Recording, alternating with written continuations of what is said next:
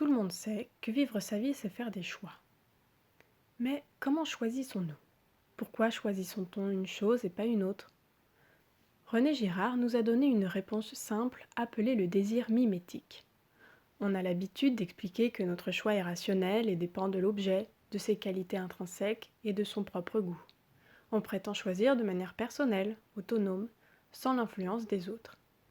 En étudiant la littérature, Girard met au jour que les grands romanciers révèlent un processus profond de notre psychologie. Ils découvrent l'importance du modèle, c'est-à-dire celui que les protagonistes admirent et à qui ils voudraient ressembler. Nous ne faisons toujours qu'imiter un modèle attirant et inconsciemment, nous calculons nos choix sur les siens. Il peut être aussi bien une célébrité que l'on n'a jamais rencontrée ou bien notre meilleur ami que l'on côtoie tous les jours.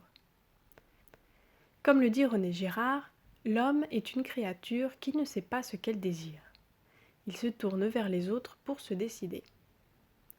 Nous désirons ce que les autres désirent, car nous les imitons. Au lieu d'être direct et autonome, je veux ça, notre désir devient triangulaire.